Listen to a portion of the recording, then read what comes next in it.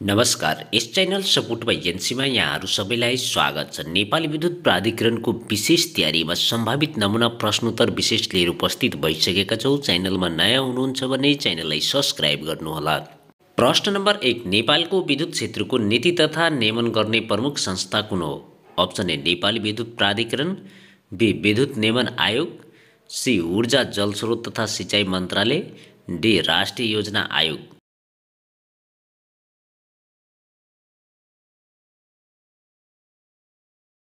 उत्तर चाहिँ option be विद्युत नियमन आयोग। विद्युत नियमन आयोगले विद्युतको मसुल निर्धारण, आपूर्ति सन्तुलन तथा नियमन सम्बन्धी कार्य गर्छ। प्रश्न नम्बर 2, विद्युत उत्पादनको लागि आवश्यक अनुमति प्राप्त गर्नुपर्ने कानुनी प्रक्रिया के हो? अप्सन ए जलविद्युत ऐन अन्तर्गत लाइसेन्स लिनुपर्ने, बी नेपाली विद्युत प्राधिकरणबाट स्वीकृति लिनुपर्ने, सी विद्युत नियमन आयोगले तोकेको दर भुक्तानी गर्नुपर्ने, डी स्वतन्त्र रूपमा आयोजना निर्माण गर्न सकिने।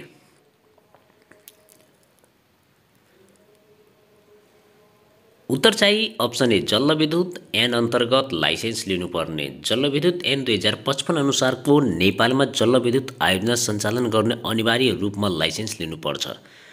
प्रश्न नम्बर 3, नेपाली विद्युत प्राधिकरण ऐन 2041 अनुसार यसको प्रमुख उद्देश्य के हो? अप्सन ए निजी क्षेत्रलाई जलविद्युत उत्पादनको अनुमति दिनु, बी विद्युतको उत्पादन प्रसारण तथा वितरणलाई एकीकृत व्यवस्थापन गर्नु, सी जलविद्युत ऐन संशोधन गर्नु, डी विद्युतीय सवारी प्रवर्धन गर्नु।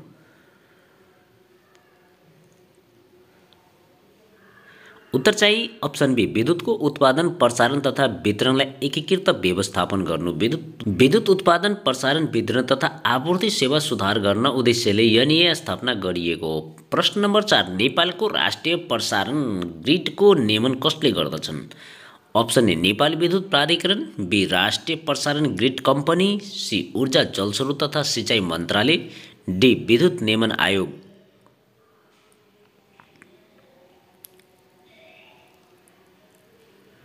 उत्तर चाहिँ अप्सन बी राष्ट्रिय प्रसारण ग्रिड कम्पनी। राष्ट्रिय प्रसारण ग्रिड कम्पनी एनटिजिसीले नेपालको उच्च भोल्टेज प्रसारण लाइनलाई व्यवस्थित गर्छ। प्रश्न नम्बर 5, हाल नेपाली विद्युत प्राधिकरणले कति मेगावाट विद्युत उत्पादन तथा वितरण गर्दैछ? Option A 1000 megawatt, B 1800 megawatt, C 2200 megawatt, D 3000 megawatt.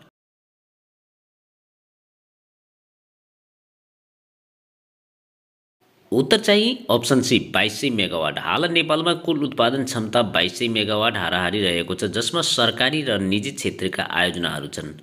प्रश्न नम्बर 6, नेपालमा पहिलो जलविद्युत आयोजना कुन थियो र यसको क्षमता कति थियो?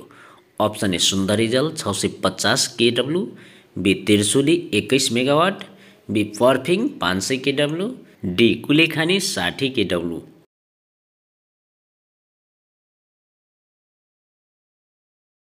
उत्तर चाहिँ अप्सन सी पर्फिङ 500 केडब्लु 1911मा श्री 3 चन्द्र शमशेर पर्फिङ जलविद्युत आयोजना सञ्चालन गरेका थिए।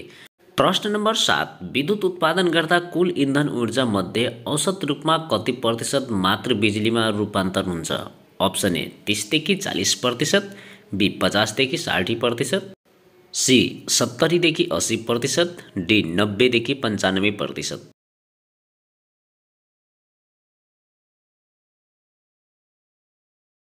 उत्तर चाहिँ अप्सन ए 30 देखि 40%। तापीय विद्युत उत्पादनमा उच्च मात्रामा ऊर्जा क्षति हुन्छ, जसका कारण 30 देखि 40 मात्र उपयोगी बिजुली बन्छन्। प्रश्न नम्बर 8, पम्प स्टोरेज जलविद्युत प्रणालीको मुख्य उद्देश्य के हो? अप्सन ए अतिरिक्त बिजुली भण्डार गर्न, बी ट्रान्समिसन क्षति कम गर्न, सी उच्च प्रवाह भएका नदीबाट विद्युत उत्पादन गर्न, सी वितरण प्रणाली सुधार गर्न।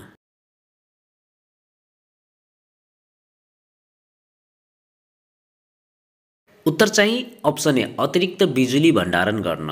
पम्प स्टोरेज प्रणालीमा बिजुली सस्तो भएको समयमा पानी माथि तानिन्छ र माग बढी हुँदा पुनः बिजुली उत्पादन गरिन्छ।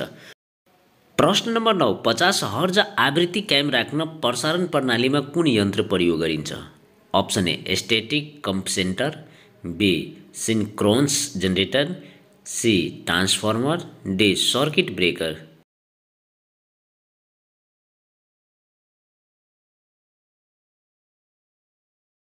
उत्तर चाहिँ option B synchronous generator. Synchronous generator प्रणालीले 50 हर्ज आवृत्ति कायम राख्न मद्दत गर्दछन्। प्रश्न नम्बर 10, पावर फ्याक्टर सुधार प्रयोग गरिने प्रविधि कुन हो? अप्सन ए रिएक्टर प्रयोग, B capacitor bank, C overload transformer, D DC AC converter.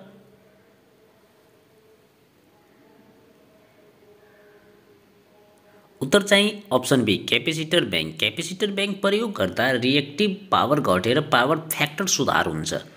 प्रश्न नम्बर 11, नेपालमा प्रयोग गरिने उच्च भोल्टेज प्रसारण लाइनको मुख्य भोल्टेज स्तर कति हो? Option A 33 kV, B 66 kV, C 132 kV, D 400 kV. उत्तर चाहिँ अप्सन डी 400 केभी। प्रश्न नम्बर 12, सर्किट ब्रेकरको मुख्य कार्य के हो?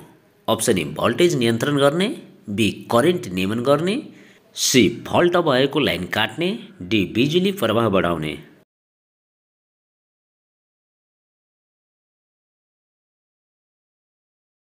उत्तर चाहिँ अप्सन सी फाल्ट भएको लाइन काट्ने। सर्किट ब्रेकर स्वचालित रूपमा विद्युत प्रवाह रोक्न प्रयोग गरिन्छ।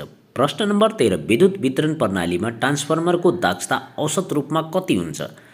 अप्सन ए 50 देखि 60%, बी 65 देखि 75%, सी 80 देखि 90%, डी 95 देखि 99%।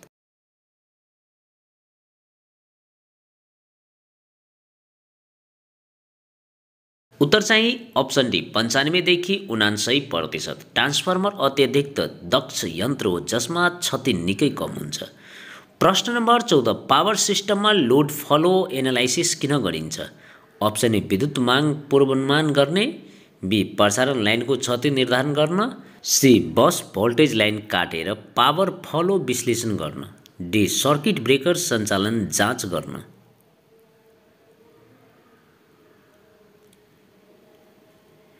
उत्तर चाहिँ अप्सन सी बस भोल्टेज लाइन काटेर पावर फ्लो विश्लेषण गर्न। लोड फ्लो अध्ययनले पावर सिस्टमको अवस्था विश्लेषण गर्न मद्दत गर्छ जसले भोल्टेज नियमन तथा क्षति न्यूनीकरण गर्न मद्दत गर्छ। प्रश्न नम्बर 15, विद्युत प्रणालीमा सर्ट सर्किट फल्ट हुँदा के हुन्छ?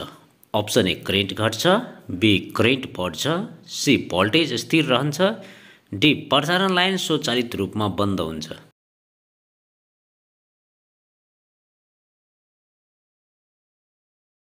उत्तर चाहिँ अप्सन बी करेन्ट बढ्छ। सर्ट सर्किट हुँदा प्रणालीमा धेरै करेन्ट बग्ने भएकाले सुरक्षा प्रणालीले तुरन्तै फल्ट लाइन काट्छन्। प्रश्न नम्बर 16, पावर सिस्टम स्टेबिलिटी सुधार गर्न कुन विधि अपनाइन्छ? अप्सन ए फास्ट उपकरण प्रयोग गर्नु, बी ट्रान्सफर्मर हटाउनु, सी प्रसारण लाइन छुट्याउनु, डी ट्रान्समिसन टावर सङ्ख्या वृद्धि गर्नु।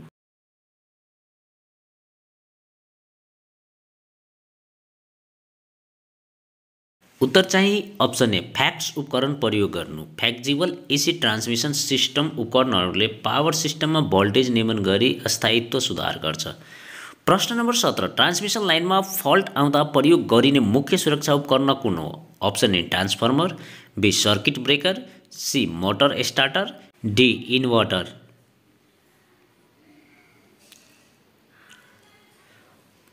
उत्तर चाहिँ option B circuit breaker. Transmission लाइनमा सर्ट सर्किट वा ओभर भोल्टेज आउँदा सर्किट ब्रेकरले तुरन्तै विद्युत प्रवाह रोक्ने काम गर्दछन्। प्रश्न नम्बर 18, ट्रान्समिसन लाइनमा करेन्ट र भोल्टेज बीचको कोण कुन यन्त्रले मापन गर्छ? Option A voltmeter, C power meter, C phasor मापन युनिट, डी ट्रान्सफर्मर।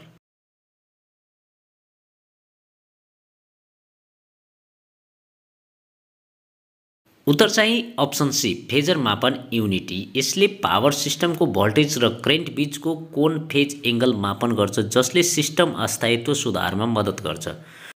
प्रश्न नम्बर 19, नेपालमा पहिलो स्मार्ट ग्रिड परियोजना कहाँ लागू गरिएको हो? Option A Kathmandu, B Pokhara, C Lalitpur, D Bharatpur.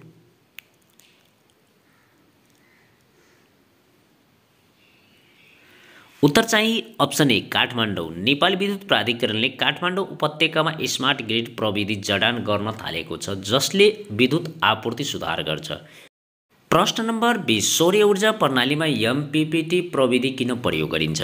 Option A solar प्यानललाई सफा राख्न, बी ब्याट्री चार्जिङ सुधार गर्न, सी अधिकतम पावर निकाल्न, डी सोलर प्यानललाई घामतर्फ फर्काउन।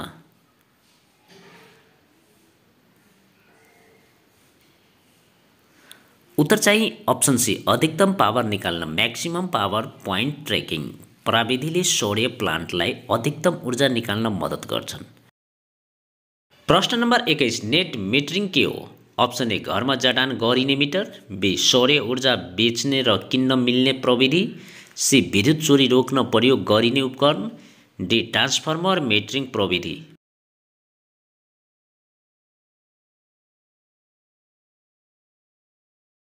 उत्तर चाहिँ अप्सन बी सौर्य ऊर्जा बेच्ने र किन्न मिल्ने प्रविधि। नेट मिटरिङ प्रविधिले सोलर लगानीकर्ताहरूलाई अतिरिक्त बिजुली राष्ट्रिय ग्रिडमा बेच्ने अवसर दिइन्छ।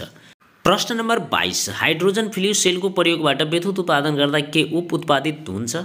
Option A CO2, B hydrogen gas, C शुद्ध पानी, डी गन्धक सल्फर।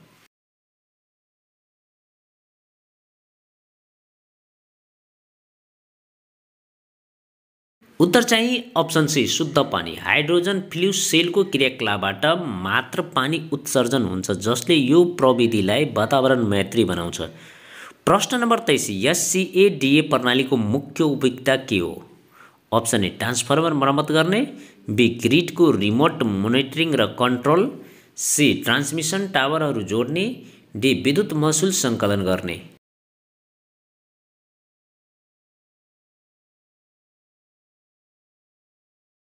उत्तर चाहिँ अप्सन बी ग्रिडको रिमोट मोनिटरिङ र control supervisor control and data acquisition प्रणालीले विद्युत प्रणालीको निगरानी र नियन्त्रण गर्छन्।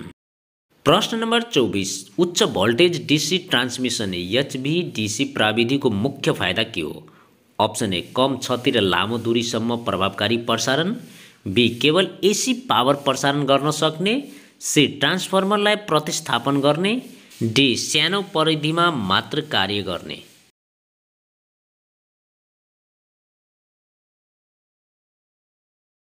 उत्तर चाहिँ अप्सन ए कम क्षति र लामो दूरीसम्म प्रभावकारी प्रसारण।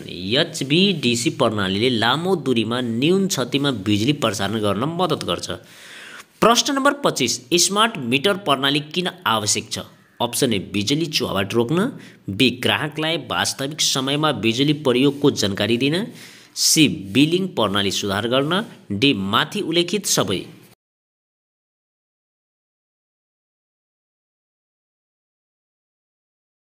उत्तर चाहिँ अप्सन डी माथि उल्लेखित सबै। स्मार्ट मिटरले ग्राहकलाई वास्तविक समयको डेटा प्रदान गर्छ जसले बिजुलीको दक्ष उपयोगमा सहयोग गर्छ।